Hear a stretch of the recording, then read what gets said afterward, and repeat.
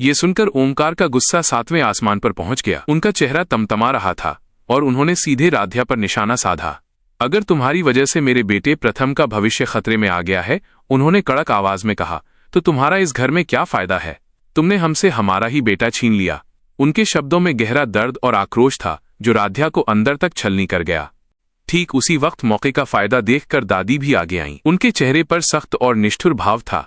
उन्होंने बिना किसी दया के राध्या का हाथ कसकर पकड़ा और उसे घसीटते हुए मित्तल भवन के मुख्य चौखट के बाहर धकेल दिया। तेरे लिए इस घर में अब कोई जगह नहीं है, उन्होंने अंतिम और कठोर फैसला सुनाते हुए कहा। राध्या लड़खड़ाती हुई बाहर गिरी। उसकी आंखें आंसुओं से भरी थीं और उसने देखा कि घर के दरवाजे उसके लिए हमेशा के लिए बंद हो गए हैं।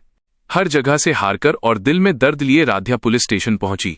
उम्मीद थी कि वो अपने पति प्रथम से मिल पाएगी, लेकिन वहां भी उसके घरवाले उसका पीछा करते हुए पहुंच गए। जैसे ही ओमकार ने राध्या को देखा, वो फिर से भड़क उठे। अरे तुम कैसी बीवी हो, वो चिल्लाए, जिसके कारण प्रथम को जेल जाना पड़ा। ये आरोप राध्या के लिए असहनीय था, लेकिन इस बार राध्या ने पीछे हटने की बजाय मजबूती से खड़े होने का फैसला किया।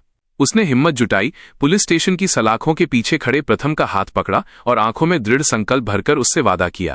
प्रथम सर, उसकी आवाज में अटूट विश्वास था, हम आपकी पत्नी होने का हर फर्ज निभाएंगे। हम आपको इस जेल से बाहर निकाल कर रहेंगे। ये सिर्फ एक वादा नहीं था, ये राध्या की हिम्मत और प्रथम के प्रति उसके अटूट प्रेम का ऐलान था। राध्या के सामने अब एक बहुत बड़ी चुनौती थी। पूरे परिवार के विरोध और बेसहारा होने के बावजूद वो अपने पति को बेगुनाह साबित करने और जेल से छुड़ाने के लिए हर संभव प्रयास करेगी। क्या आप जानना चाहेंगे कि राध्या ने प्रथम को जेल से छुड़ाने के लिए आगे क्या कदम उठाए? स्टेशन से निकलकर राध्या पूरी तरह अकेली थी, लेकिन उसके मन में प्रथम को छुड़ाने की आग जल रही थी। उसे पता था कि घरवाले उसकी मदद नहीं करेंगे, इसलिए उसे सब कुछ खुद ही करना होगा।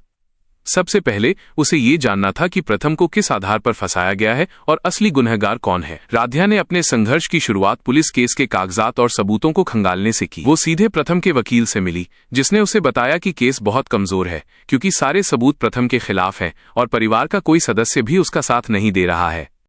राध्या ने हार नहीं मानी।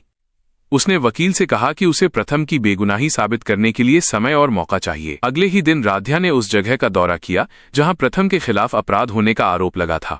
वो हर चीज को बहुत ध्यान से देखने लगी, जमीन पर पड़ी चीजें, दीवारें और यहां तक कि आसपास के लोगों से भी उसने पूछताछ शुरू कर दी, ये पता लगाने के लिए कि घटना की रात असल में क्या हुआ था। जांच के दौरान राध्या को अचानक जमीन पर एक टूटा हुआ छोटा सा बटन मिला जो प्रथम के कपड़ों से मेल नहीं खाता था। ये छोटी सी चीज उसके लिए एक बड़ी उम्मीद की किरण थी। उसे लगा कि ये बटन किसी और का हो सकता है जो घटना के समय वहां मौजूद था। जैसे ही राध्या ने इस बटन को सबूत के तौर पर इस्तेमाल करने की योजना बनाई, उसे एक और बड़ी समस्या का सामना करना पड़ा। उसे खबर मिली कि मित्तल परिवार प्रथम की जमानत रुकवाने के लिए अपने प्रभाव का इस्तेमाल कर रहा है, ताकि प्रथम जेल में ही रहे और राध्या की मुश्किलें बढ़ें। अब राध्या को न केवल असली गुनहगार को ढूंढना था, बल्कि मित्तल परिवार के गुप्त वार को भी रोकना था।